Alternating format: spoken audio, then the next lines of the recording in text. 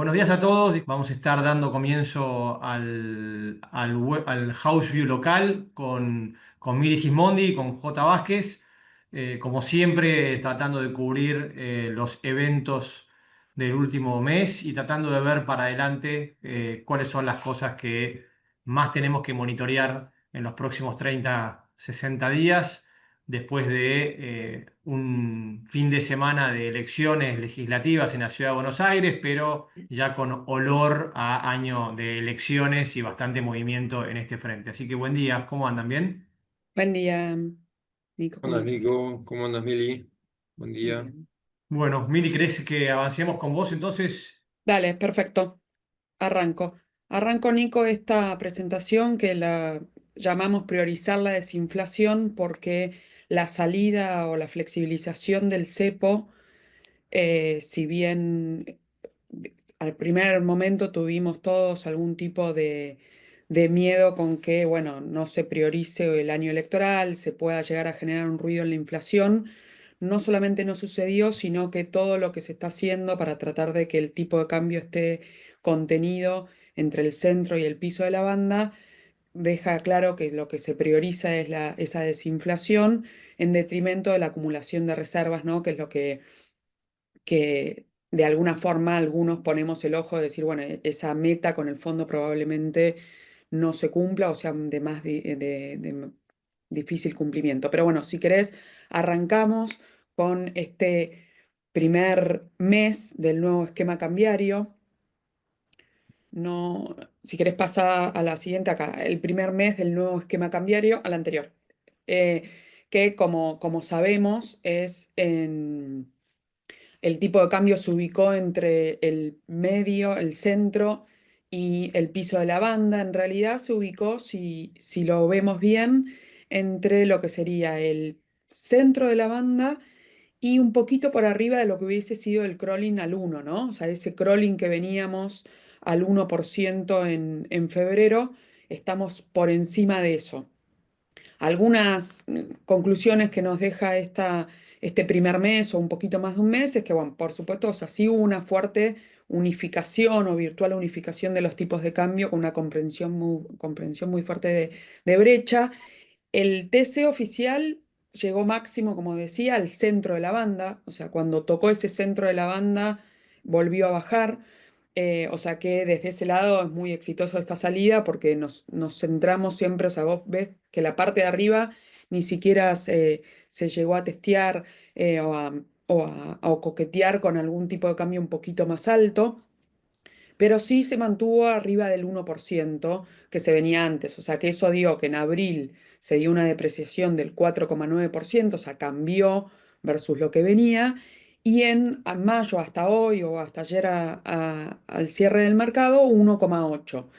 De alguna forma, y no quiero decir que el 2% de ese cambio del 2% al 1% fue lo que complicó todo, pero si se mueve en torno a este 2% o un poco menos, por ahí va a terminar dando esa lección, ¿no? De que por ahí fue un poquito apresurado. Pero más allá de la historia, lo cierto es que por ahora se movió así. Es cierto, y si quieres pasar a la próxima, Nico, que se fue balizando el camino al centro, del centro al piso, ¿no? E incluso hasta podría tener un recorrido algo hacia abajo todavía. ¿Por qué? Porque se hace todo lo posible, después J lo va a explicar también, para aumentar la demanda de pesos y para absorber cierta liquidez. Esto, las tasas de interés son altas y positivas en términos reales.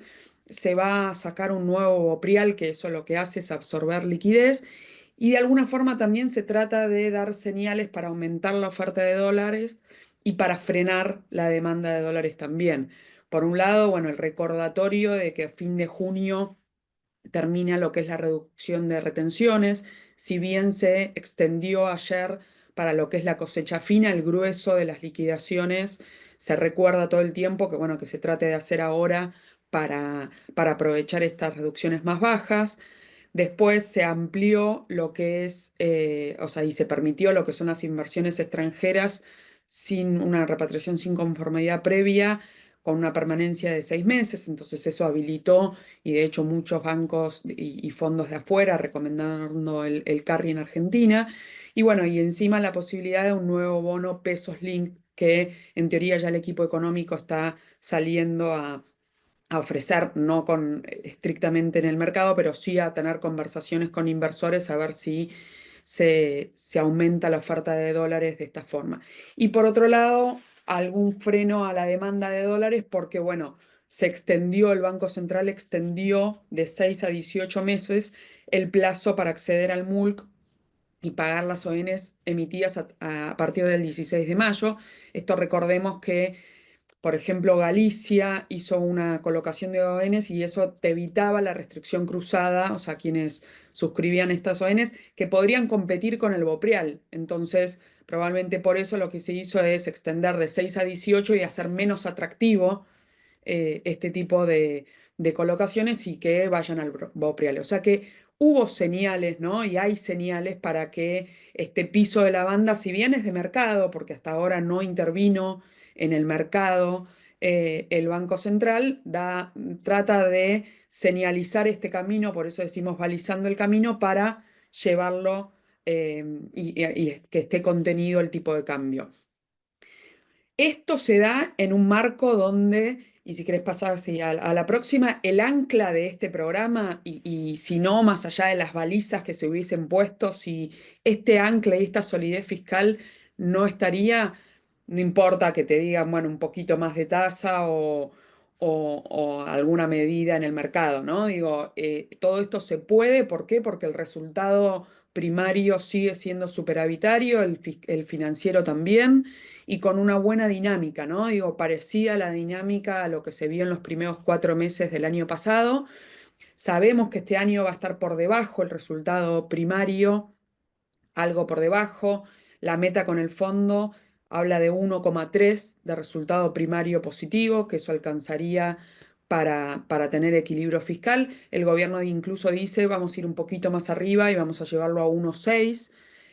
Pero dada por lo menos la comparación con el año pasado, esto luce plausible y además también esto luce plausible porque el gasto primario, que siempre nosotros marcamos que, bueno, el fuerte del ajuste se hizo en el primer trimestre del 2024. Por eso incluso en los meses anteriores, enero, febrero, marzo, veíamos que el gasto subía en términos interanuales, ¿no? Y esto era parte de tener una base de comparación muy baja. Bueno, lo que se vio en abril es que este gasto incluso cayó con respecto a abril del año pasado, que eran niveles de gasto público bien bajos. Y cuando vemos el gasto primario, la tendencia de este gasto primario, lo que vemos es que sí, que después de el piso que tocó, porque ahí la licuación te juega más fuerte, ¿no? Con el piso que tocó en el primer cuatrimestre del año pasado, se recuperó algo, pero incluso se mantiene o con algo de tendencia a la baja. Y eso explicado con que hay menos subsidios, hay menos también obra pública y en el margen se recupera lo que serían las transferencias a provincias y demás, pero no de manera explosiva ni mucho menos. Entonces, este ancla fiscal se mantiene y se mantiene fuerte, ¿no? Y esto también es lo que, como decía, que te permite que esas balizas que te muestran el camino no te hagan dudar. Por otro lado, hay algo nuevo en este esquema cambiario y monetario con el Fondo Monetario, y si querés pasar a la próxima, que es lo nuevo es una nueva regla fiscal, una nueva regla monetaria. Recordemos que antes teníamos la regla monetaria de la base monetaria amplia en términos nominales quieta. No sé si que yo no lo estoy viendo, el próximo slide.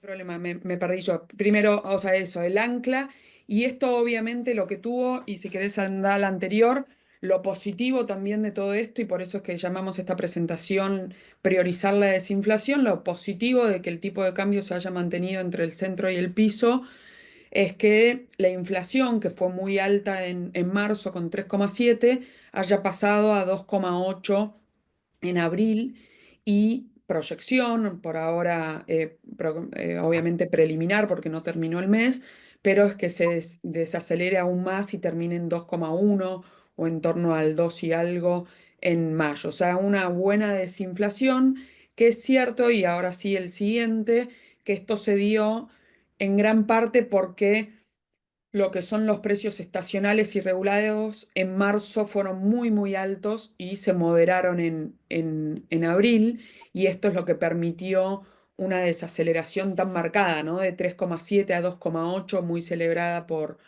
el gobierno y por el mercado, pero lo que vemos es que la núcleo todavía resiste, o sea, ya hace 6 meses que el promedio móvil se encuentra en torno al 3%. Para mayo, este 2,1 de inflación que estimamos, lo estimamos con una núcleo igual por debajo del 3%, o sea, se lograría bajar también la núcleo, pero sobre todo muy contenido lo que es estacionales y sobre todo regulados. Y en esto también es esta priorización de la inflación que muestra el gobierno. ¿Por qué? Porque algunas actualizaciones tarifarias no se hicieron o actualización del impuesto al combustible no se hizo por su totalidad.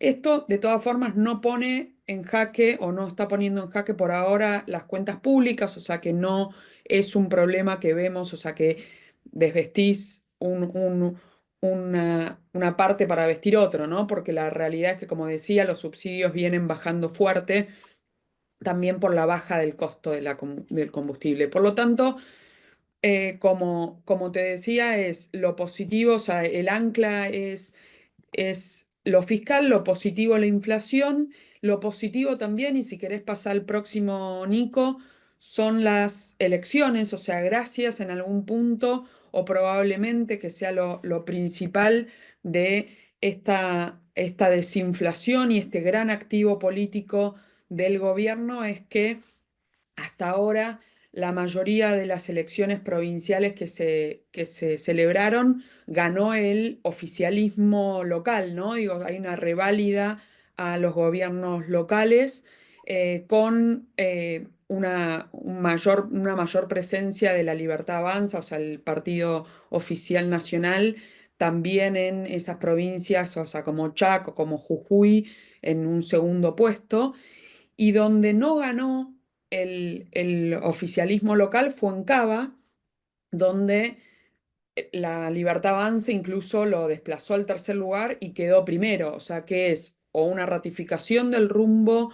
Muchas veces los votantes confunden, ¿no?, lo que es lo local y lo nacional, pero una ratificación del rumbo, e incluso en la elección de Cava, como vos bien señalabas, que se nacionalizó mucho, ¿no? Digo, el modelo de país y demás. Bueno, la Libertad Avanza consiguió un muy buen resultado. Y esto también se ve cuando vemos el índice de confianza en el gobierno, la aprobación del gobierno, que si bien viene bajando algo en el margen, se mantuvo durante toda la gestión en niveles muy, muy altos, o sea, un 47% a esta altura de gobierno, con en el medio ajuste y demás.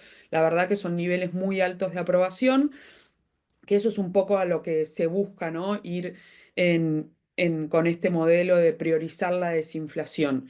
Junto con eso, y ahora sí, esto es lo nuevo, ¿no? Digo, esto se da también porque hay un cambio de la regla monetaria, o sea, sigue estando esta regla monetaria con tratar de controlar la cantidad de dinero. Antes se controlaba con una base monetaria amplia que llamaban ellos quieta y estable en términos nominales. Si querés pasar al próximo, Nico. Quieto, no importa que no se haya cumplido este target, ¿no? Porque en definitiva ya se cambió de regla, pero bueno, probablemente también se haya cambiado de regla porque era una regla que era demasiado restrictiva para cumplir. ¿Y por qué se cambió, o sea, por qué se pasó esta regla? Por una novedad que vimos, que es que el Banco Central le transfirió parte de las utilidades del 2024 al Tesoro, ¿no? Entonces, por eso es que esa línea más bordó de depósitos del Tesoro subió con fuerza a mediados de abril. Hasta el momento lo que se dice es que no se va a utilizar ese extra, o sea, no sale a la calle ese extra, salvo que aumente la demanda por crédito, ¿no? Entonces que sea una demanda genuina que te lleve a tener un mayor circulante en la calle. O sea, siempre que veamos rollovers de deuda más chicos del 100%, se va a empezar a utilizar estos depósitos que tiene el Tesoro.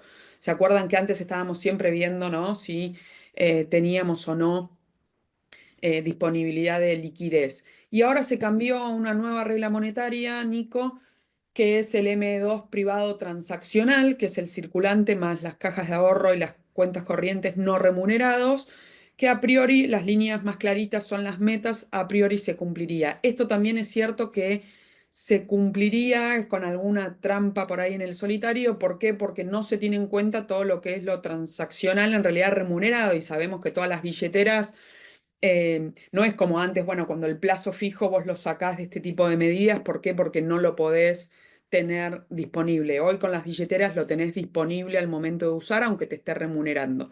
Pero bueno, más allá de esto, hay una meta de liquidez dentro de las bandas que también te contiene no solamente el tipo de cambio, sino que hace que no se te desborde los precios. Y de esta forma también en esto nuevo es que la tasa de interés, y si querés pasa al próximo, la tasa de interés ahora es de mercado. O sea, la tasa de política económica sigue, o monetaria, sigue en 29% de TNA, y sin embargo la Badlar está por encima de ese 29%, ¿no? O sea, se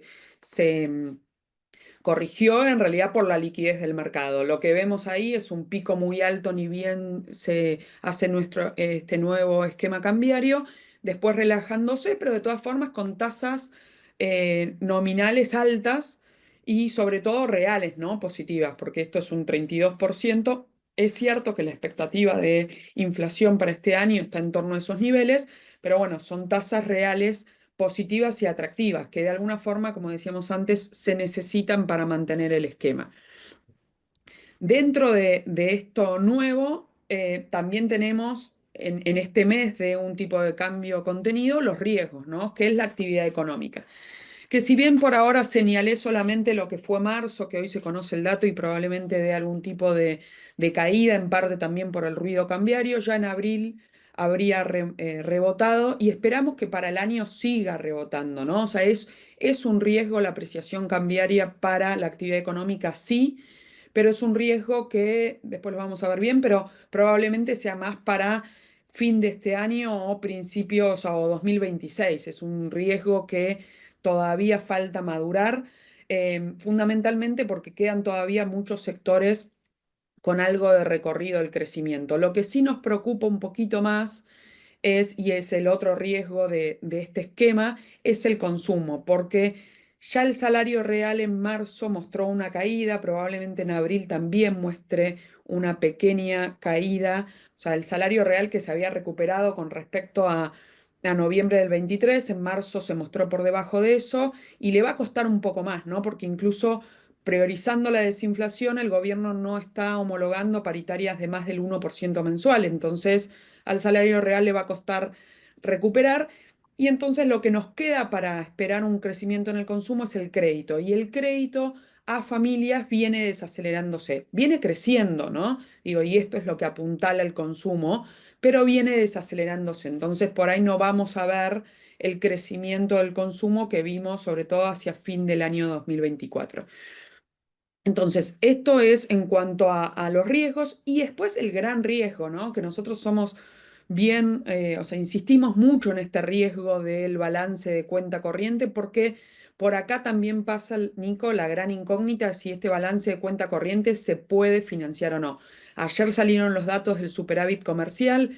Recordá que siempre marzo, abril, mayo, junio son buenos datos de superávit comercial, y sin embargo viene muy, muy acotado. En lo que va del año, el superávit acumulado es de 1.200 millones contra 6.200 del mismo periodo del año pasado. Es cierto que el año pasado era con recesión, con importaciones algo contenidas, con un tipo de cambio obviamente más devaluado que este, pero bueno, lo que vemos es que este tipo de cambio, que está el debate si esto es apreciado o no, se ve en el balance comercial y fuerte, ¿no? El REM estimaba que para abril sea 1.000, fue 200. Y se mantuvo durante todo este año, mantuvimos el superávit gracias a la energía, en realidad gracias a la energía y al agro, por supuesto, ¿no? Pero el agro ya se nos va un poco de eje por todo lo que aporta, pero sin este crecimiento de la energía, que en realidad viene en niveles del año pasado, hubiésemos tenido déficit. Y hemos tenido déficit para esta época del año cuando hay sequía, si no, no. Entonces, preocupa y preocupa un poco cuánto va a aportar el saldo comercial de bienes. Y además tenemos la parte del déficit cambiario de turismo, que obviamente viene muy fuerte. No va a ser lo que es enero y febrero el déficit de turismo porque, por estacionalidad, pero va a seguir siendo un dolor de cabeza y una demanda continua de dólares. Entonces, ¿qué es lo que vemos? Es que probablemente no podamos acumular reservas vía el MULC, ¿no? Y además más con el Banco Central no comprando dentro de las bandas. Entonces, si no compramos vía MULC, se va a esperar a que llegue al piso, que parecería, ¿viste?, difícil llegar a ese piso, aunque haya una tendencia hacia ahí. Bueno, ¿cómo acumulamos reservas, no? Y si vemos desde que se liberó o flexibilizó el cepo hasta ahora, solamente se acumularon para lo que es la meta con el fondo 6.638 millones. O sea, realmente poco, considerando que, bueno, sí, las reservas netas crecieron en 13.000 millones de dólares. ¿Pero por qué? Porque el fondo dio un desembolso de 12.000 millones. Pero cuando vemos la meta con el fondo, incluso le restamos, porque esto es también algo a tener en cuenta, lo que es la diferencia de evaluación de oro, del swap de China y de los DEG, solamente crecieron 638 cuando en realidad, y esto es el siguiente cuadro, para la primer meta de junio se tenían que acumular 4.700 millones, ¿no? O sea, de pasar de 9.000 negativas a pasar a 2.700 negativas y además hacer pagos con organismos y con vencimiento de Bopreal y demás. Entonces, lo que había que acumular en el mercado es 4.700. Por ahora solamente se acumuló 4.600. O sea, faltan esos 4.000 acumular, que es cierto que por ahí va a haber un waiver, o esperamos que haya algún tipo de waiver. Un waiver que podría dar el FMI con explicación es que cuando se ponen estas metas se estimaba unas reservas netas de 7.200 y arrancó el programa con 8.900 negativos. O sea que ahí hay una diferencia que eventualmente se podría reconocer. Pero el resto sigue siendo una incógnita y ahí es donde empiezan a haber estos em, rumores de, bueno, Ripo, que igual está puesto en este cuadro, o sea, esos 500 que aportaría el Ripo a la meta de reservas está puesto, pero bueno, algún tipo de peso link que junte reservas, o sea, algún tipo de colocación en el mercado de deuda que te permita cumplir la meta de junio. Y si no, bueno, tendremos algunos waivers, pero como vemos, hacia diciembre va a ser difícil. Pero ¿a qué apuesta el gobierno a este círculo virtuoso, ¿no? O sea, que un tipo de cambio en la banda inferior o en el centro baje la inflación, un buen resultado electoral y el buen resultado electoral de octubre, ya no estos provinciales, baje el riesgo país y con eso logre financiar esta cuenta corriente que, como vimos, es y se va a hacer más negativa. Para que se dé este círculo virtuoso, que obviamente es la apuesta y que dado los resultados del domingo parecería que se podría llegar, es, por un lado, bueno, la tasa de interés tiene que seguir siendo atractiva en términos reales. Tiene que haber un ingreso sostenido de divisas de organismos internacionales y del agro, aunque no te cumpla para esta meta, pero sí que no te haga más deficitaria esa cuenta corriente, ¿no? Porque ya entonces si no te aleja aún más. Y después ciertos puentes, ¿no? El Ripo, el Pesolink y luego las elecciones, si salen favorables, que es lo que se espera hasta ahora, una salida al mercado. Esto obviamente tiene riesgos porque el cumplimiento de las metas, por lo menos de septiembre y octubre, o sea, de junio y septiembre parecería difícil. La pregunta, y ahora J nos va a ilustrar sobre esto, ¿no? Pero si se puede financiar un déficit de cuenta corriente tan elevado, pérdida de competitividad de algunos sectores, porque ese crecimiento que descartamos que en el 2025 exista, lo cierto es que va a ser muy heterogéneo, ¿no? No es lo mismo ciertos sectores como la minería, el agro y demás, que algunos sectores más urbanos, como lo vimos el año pasado, y lo que te podría llevar es a que haya cierta volatilidad cambiaria preelectoral, ¿no? Digo, si empezamos a ver que este círculo virtuoso no se llega a completar en la parte de baja del riesgo país y colocación en el mercado, podría darse decir, bueno, si espero una devaluación post elecciones que me cubra antes y se adelante algo. Entonces, alguna volatilidad preelectoral. Esto todavía a ver. Entonces, y para ir cerrando, Nico, en este escenario base, las variables a monitorear de acá a fin de año, con diferencia de timing, ¿no? Porque cuando uno dice lo fiscal está bien o la inflación está bien, por ahí son resultados más mediatos y cuando hablamos de los riesgos en actividad económica no estamos hablando en este trimestre o en el próximo, sino más para 2026. Lo mismo la meta de acumulación de reservas. Pero bueno, para monitorear es lo fiscal y lo ponemos, no tanto porque haya monitorearlo, porque casi que aburre el dato de resultado fiscal no siempre superavitario, pero porque es el ancla del programa y no nos podemos olvidar que buenos resultados en materia fiscal anclan todas las otras cosas para que ese círculo virtuoso pueda funcionar. Una inflación que tenemos que ir monitoreando la dinámica del tipo de cambio, ¿no? Porque eso podría generar impactos en la inflación. Con la mayor, o sea, el mayor logro probablemente se vaya a ver en el tercer Q, ¿no? Con una inflación ya por debajo del 1,5, y eso sería un gran logro. Con las elecciones, que el mayor logro se vería en octubre, pero hay que monitorear un poco antes la elección de septiembre de PBA y también la presentación o no de candidatos o de alianzas en la segunda quincena de julio, que eso nos va a dar un poco la sensación de qué puede suceder en septiembre.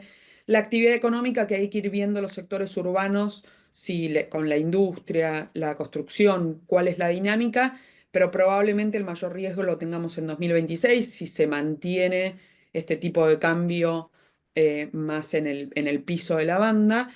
Y la variable a monitorear, aunque no nos va a hacer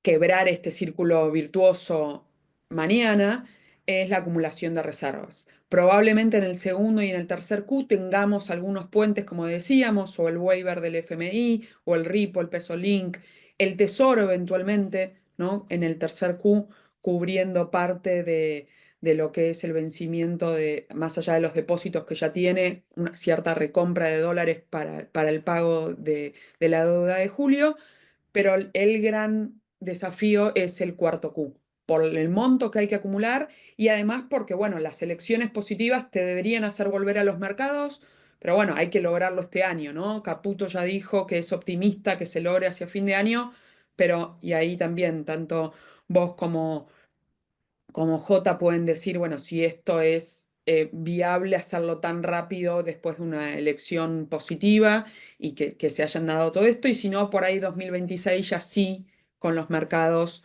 eh, poder financiar esta cuenta corriente, y bueno, y hay que ver si no financian y dependiendo el grado de déficit de cuenta corriente, lo podemos financiar o no. Pero todo eso es para un poquito más adelante. Bueno, buenísimo. Muchas gracias, Mili. Nada, disculpa ahí el tema de los slides.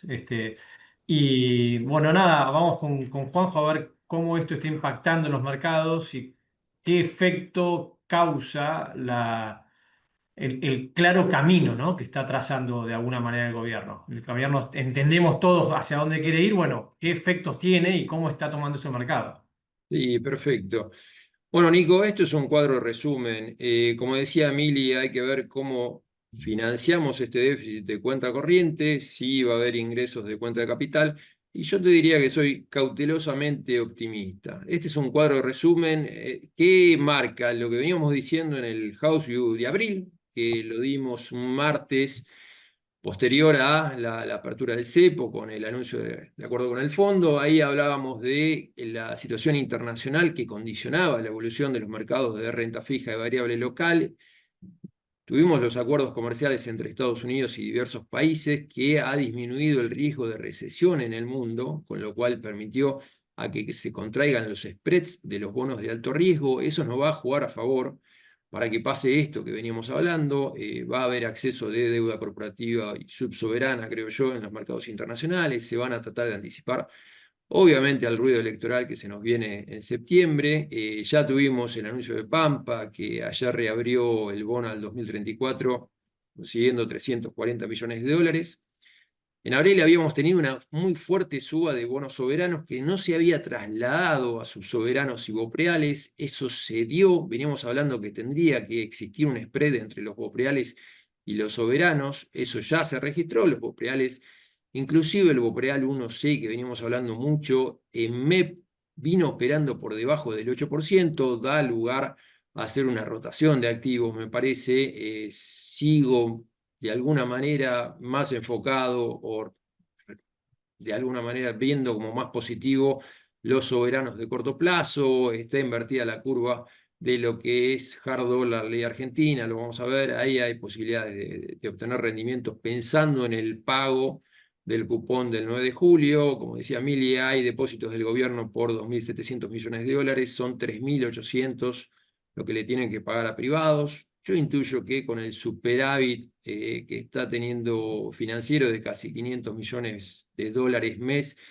el Tesoro en algún momento va a terminar comprando dólares seguramente entre la línea.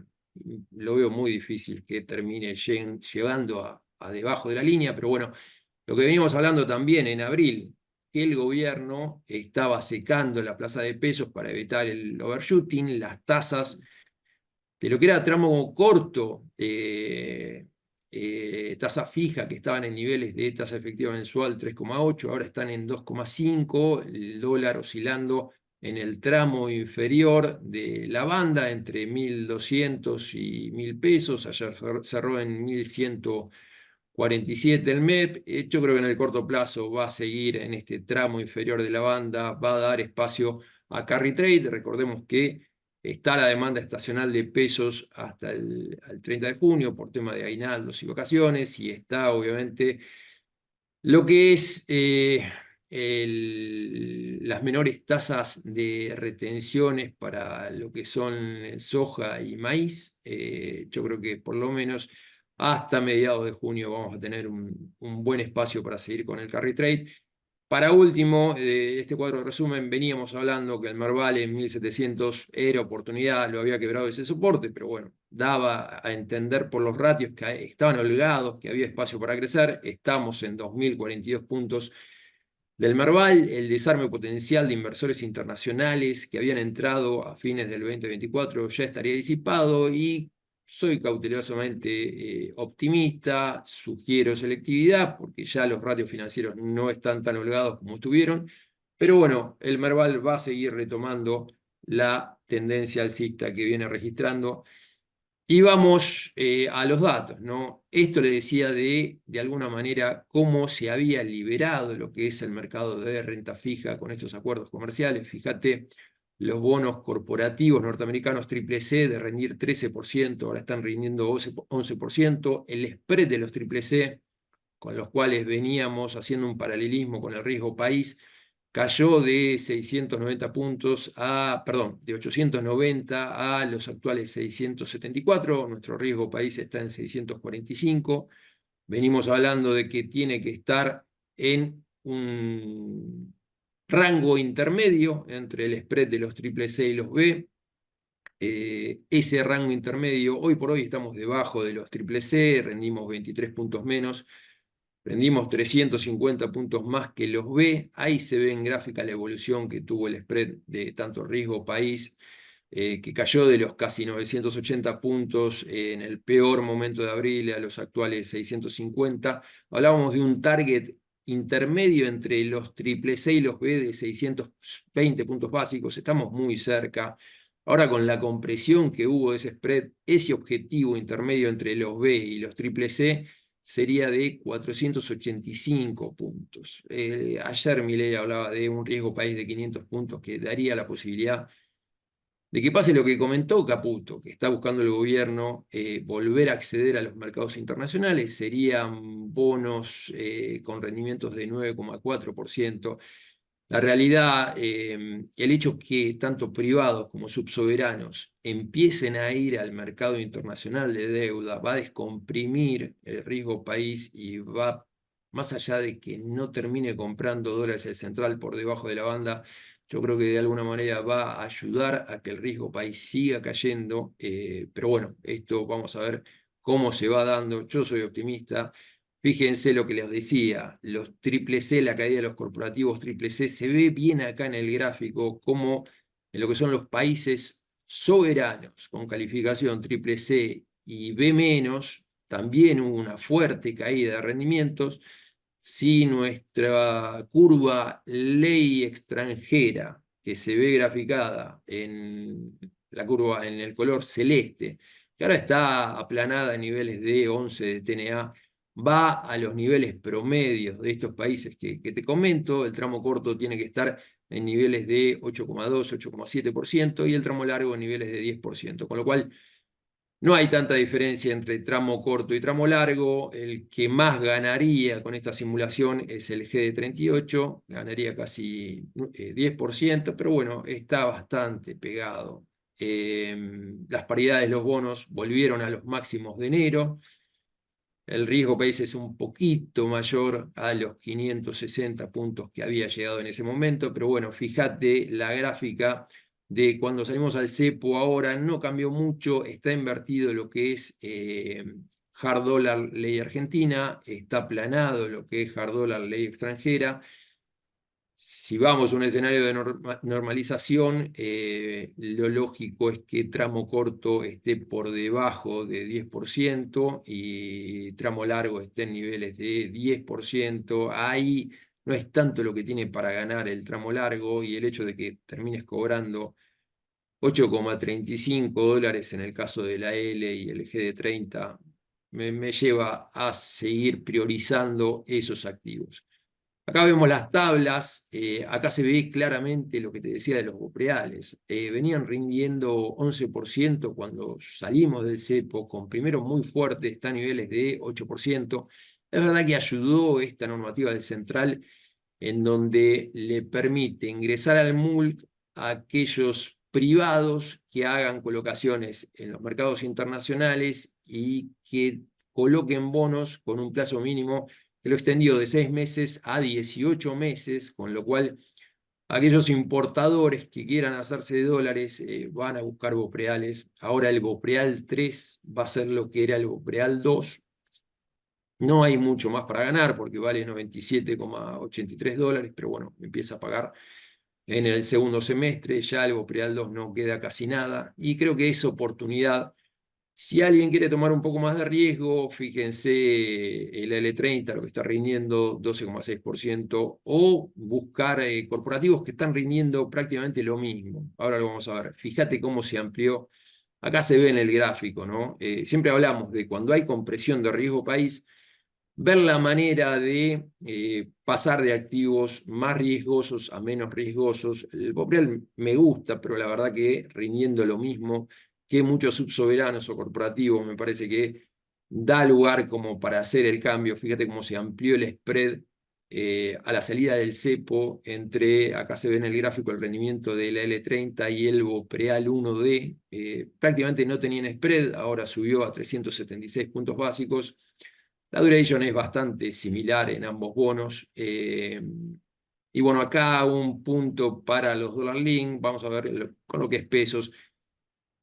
Me parece que va a ser interesante mirarlo ya a fin de junio. Hoy por hoy te están dando rendimientos de casi de 10%.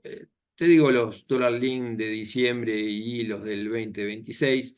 Que hay que tener en cuenta acá, contemplando el arbitraje entre el dólar link al 15 de diciembre, el TZB D5, y la BONCAP que cierra ese mismo día, la T15 D5. Hoy por hoy el dólar, que está en 1.147, debería darte un nivel de 1.275, con lo cual hoy por hoy el mercado contempla una devaluación del 11,6%, que sería una devaluación mensual del 1,58. No veo al dólar subiendo, como te decía, de acá a mediados de junio, fin de junio, pero bueno, yo creo que para después, con el ruido electoral, va a ser una oportunidad los dólar link como para tenerla en cuenta. En la gráfica vimos la evolución, la verdad que el dólar no pasó de los 1.200 pesos, ahora está en los 1.147. Esta percepción de colocaciones en los mercados internacionales Que bueno, ayer se conoció Santa Fe, que quiere colocar $1.000 millones en parte para financiar el pago de la única ON que le queda, la 2027, que son $250 millones. Ciudad de Buenos Aires ya había anunciado, tiene que empezar a pagar el único bono que tienen los mercados internacionales, que son $870 millones, que amortiza tercios 2025, 2026, 2027. Córdoba también mencionó que quería colocar en los mercados internacionales para financiar la devolución de capital del bono 2025, quedan 2 cuotas, una ahora el 10 de junio, otra el 10 de diciembre, y bueno, ya tiene que empezar a pagar el bono 2027 en diciembre, que vence a tercios. Todo este espacio me parece que va a dar, con la compresión que tuvimos en lo que son los rendimientos de los triple C y la perspectiva de anticiparse al ruido electoral, que tengamos noticias con lo que son las colocaciones en los mercados internacionales, que de alguna manera descompriman la idea de la falta de dólares, ¿no? Vemos los rendimientos, están los bonos, los emisores de buen carácter debajo de 2 dígitos de rendimiento. Acá vemos la tabla, obviamente se destaca Cava rindiendo 7,2%, no hubo muchas modificaciones, seguimos optimistas con Santa Fe, Córdoba, Salta y Jujuy. Ahí Buenos Aires, para mencionar, comprimió mucho respecto del L30, yo no sé si no convendría estar pasando esa posición, más que nada porque los datos fiscales que se conocieron al cuarto Q del 2024 no fueron buenos y hay algo dentro de lo que es corporativos, ahora lo vamos a ver, que hay un ruido en lo que es mercado local y otra cosa en los mercados internacionales. Hay una oportunidad, creo que en la YPF 2031, que está garantizada por exportaciones con el trust que estaba armado para la 2026 y ahora los flujos ya cuando venza la 2026, que no le queda mucho para amortizar, van a ir completamente a cubrir los vencimientos de este bono. Ahí está la estructura del trust. Recordemos que YPF, con lo que fue el ducto de Otasa de Chile, con lo que es la ampliación de Odelval, y con lo que se viene anunciando en cuanto a este proyecto de Southern Energy, va a volar las exportaciones. El trust fondea los pagos que tiene que hacer el bono para los próximos 12 meses. Yo creo que este va a ser un instrumento mejor que los treasuries, al 8%. Hay que tener en cuenta, comprimió mucho, ahí está la gráfica con el GD38, que por duration es el bono similar, comparable, soberano, ahora está en 300 puntos básicos. Me parece que puede ser una alternativa como para pasar, como para cerrar tasas del 8% y lo que te mencionaba. Yo creo que muchos emisores van a buscar mercados internacionales por los ruidos que hubo en el mercado local. Recordemos, venimos de una serie de defaults, el Logró Agropecuaria y Agrofina, Red Surcos, recientemente Grupo Albanesi, en donde el día que venía de un canje en octubre del año pasado, no pudo pagar los intereses de los bonos que generó que bueno, el CFO haya renunciado. También Celulosa Argentina. Tuvimos a Sami, que tuvo que declarar desierta una colocación reciente de ON para pagar un vencimiento de junio que tiene. Bueno, con lo cual, estos son ruidos que va a llevar, como te decía, a que muchas empresas vayan al mercado internacional. Galicia quiere colocar $300 millones, Pluspetrol ya va a colocar más de $500 millones anunciados, y bueno, y otras emisiones van a seguir aprovechando de esto. Acá hay una tablita como para mirar, hay rendimientos interesantes, la mayoría entre 7,5 y 8, Pampa 2034, Vista 2035, la YPF que te comentaba, TGS, que tiene una posición de cash muy fuerte, Mastelone, ya Arcor anunció que se queda con el control de la compañía. Hay un intento de impugnación del precio, porque el precio cuando arreglaron el contrato es el mismo desde que empezaron a comprar acciones de Mastelone. Eso la verdad que es un error que tuvieron la gente de Mastelone. Bueno, y Telecom, vencimientos cortos, está rindiendo niveles muy interesantes. Vamos, lo que es pesos, la realidad no está en la situación de tanta compresión en cuanto a lo que es tasa fija, están rindiendo niveles de 30-31% de TNA, 2,5% de tasa efectiva mensual. Ahora el Banco Central va a colocar el BOPREAL 4, va a sacar pesos de mercado. Yo creo que seguimos viendo como atractivo tramo intermedio de lo que es el bono SER, rindiendo en niveles entre 10. Hoy por hoy la break-even está en 1,5% en lo que es instrumento de tasa fija e inflación, o sea, se espera 1,5 mensual de inflación. Lo que es BondCap, ahí hay, en perspectivas pueden ver un informe. Lo que estamos recomendando es agosto y junio para evitar ruidos que pueda haber postelectoral. Lo que son los duales están rindiendo Tamar 0,5 y 1,93 de acuerdo a la duration. Ahí conviene el PR17 que cotiza Badlar más 10,5. Es verdad que es una emisión mucho más chica, pero bueno, es como para tener en cuenta. Y vamos a acciones, que no me queda mucho tiempo. Venimos hablando de la posición técnica, bueno, de que el ruido que había en los mercados internacionales iba a condicionar lo que eran los mercados locales. La verdad, con los arreglos comerciales que hizo el gobierno de los Estados Unidos con distintos países, se descomprimió esta tensión. La expectativa de una recesión, por todo lo que pasó en abril, había sido muy alta. Sin embargo, tanto por el National Bureau of Economic Research no vio niveles de recesión en abril. Lo que es el GDP de Atlanta Now habla de un crecimiento de GDP del 2,3% para el segundo Q del 2025. Eso lo podemos ver en el gráfico inferior. La expectativa de recesión por Bloomberg, de acuerdo al consenso de analistas, estaría a niveles de 40%. Yo creo que va a ir bajando. Lo que fue el mercado, la posición técnica que nos venía diciendo que era muy mala por la American Association of Individual Investors, se puede ver en este gráfico acá. Se depuró muchísimo la posición de 70% de activos de renta variable en cartera a comienzos de año cayó a niveles de 64%, bastante similar a lo que fueron cuando se tocaron los mínimos en 2022 y 2023 en Estados Unidos, con la perspectiva de que iba a entrar en recesión. Algo para destacar, esta caída de tenencia de renta variable se fue a cash, no se fue a bonos. Bonos siguen niveles que podemos ver de casi 17%, y el VIX está en niveles que son auspiciosos para que dé continuidad a la suba o a esta recuperación del Standard & Poor's que vimos muy fuerte, que ya no está muy lejos de los máximos que venía obteniendo a comienzos de año. Lo podemos ver, 5.940.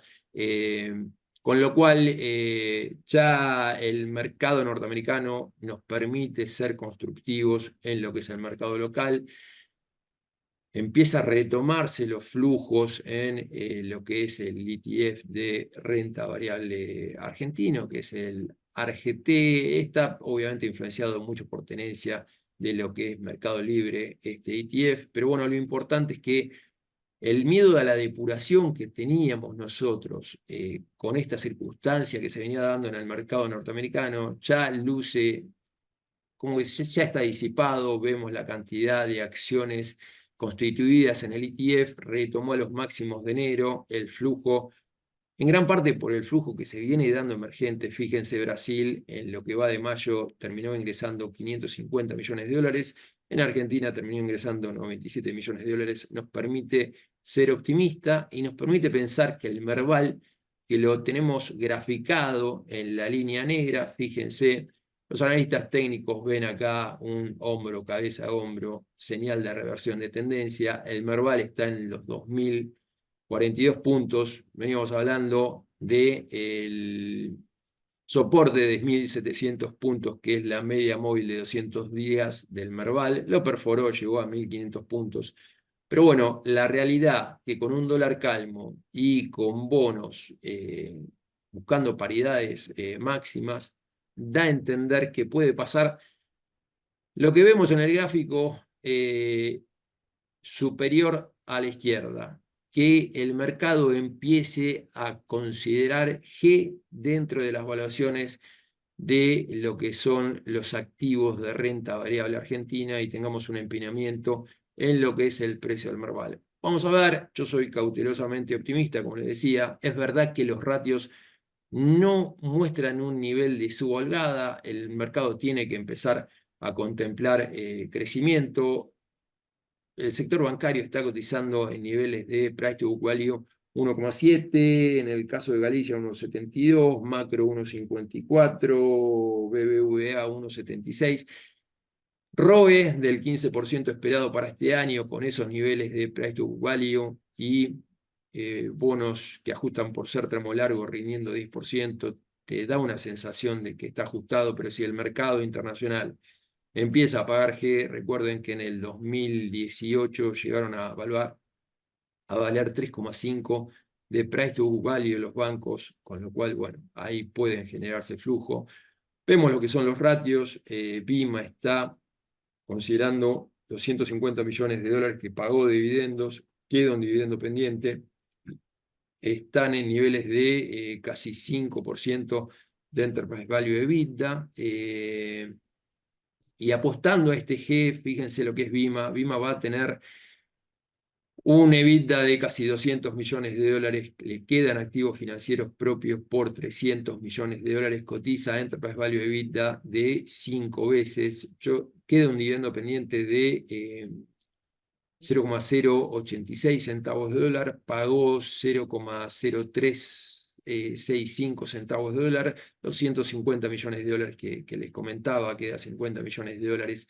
Fíjense lo que fue el crecimiento de el volumen de renta variable diario operado, ya está en casi niveles de 180 millones de dólares, de 20 millones de dólares que estaban en el 2006, renta fija también tuvo un crecimiento tremendo, eso se puede ver en el gráfico inferior izquierdo, yo creo que va a volver a los niveles de 1.600 que llegó a tener a comienzos de enero, es un activo interesante como para pensar en growth, el dividendo pendiente es de 13,11 pesos, si mal no me acuerdo, creo que cerró en 408 pesos la acción. Pampa Energía, este Q no mostró mucho en cuanto a lo que tiene para dar, está cotizando a Price Earning Trailing de 9 veces ganancias, Enterprise Value EBITDA de 5,3, es verdad que recién está arrancando Rincón de Aranda, están empezando a hacer el fracking de pozos que perforaron, van a llegar a los 20.000 barriles día a fin de año, hoy por hoy la producción fueron de 3.600 barriles días en el último Q. Eso de EBITDA el año que viene van a ser más de 300 millones de dólares.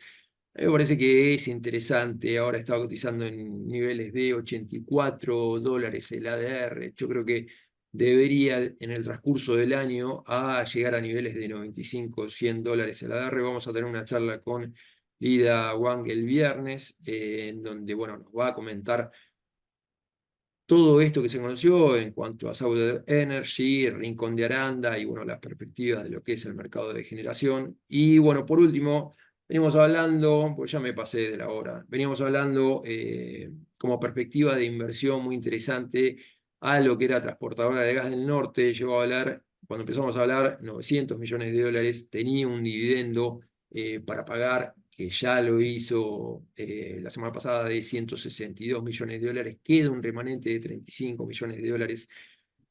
Hoy por hoy, el EBITDA trailing, que ya contempla las mejores tarifarias de marzo del año pasado, y bueno, empieza a tener la revisión tarifaria quinquenal en los precios, donde va a haber una leve mejora en términos reales de acá a los próximos meses, le va a dar un EBITDA de 275 millones de dólares. El trailing hoy por hoy es de 242 millones de dólares. Está en un nivel donde nos parece lógico, el upside que queda no es tanto, debería valer 1.500 millones de dólares la compañía, pero bueno, Hago la aclaración porque lo habíamos mencionado en los últimos dos calls y bueno, me parece que gran parte de la suba que veníamos esperando se materializó con todo lo que se conoció, ¿no? Y con esto dejo y habiéndome pasado la hora, damos espacio a algunas No, está preguntas. muy bien, Jota, está buenísimo. La realidad es que arrancamos también unos minutos tarde, así que estamos casi en tiempo. Eh, no hay muchas preguntas, hay alguna consulta respecto a cuándo saldría el gobierno a emitir deuda y bueno, el tema de la moneda apreciada, bueno, nada que no estemos cubriendo en toda la presentación. Lo que me queda claro es hacia dónde estamos yendo, ¿no? Claramente una moneda con cierto nivel de apreciación, tratar de mantener la inflación a la raya. Las tasas en pesos siguen siendo reales, los activos de riesgo deberían tender a mejorar si es que el programa acompaña y digamos, la sensación política o de acompañamiento política frente a las elecciones también.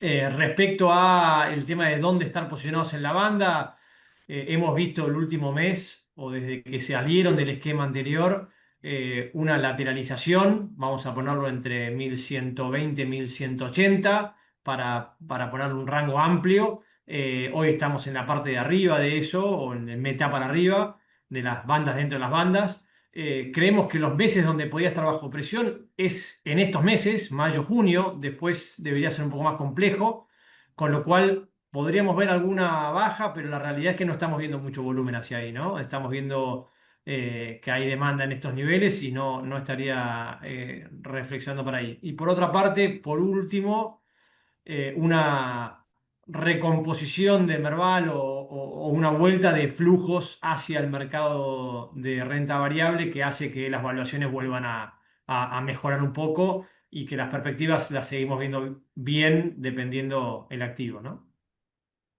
Sí, sí, sí. Sí, yo te diría, hay que ser selectivo, pero la tendencia nos va a ayudar. Ok, buenísimo. Bueno, bárbaro. Bueno, muchas gracias a todos por la participación. Los esperamos en la próxima y gracias Jota, gracias Mili por las presentaciones.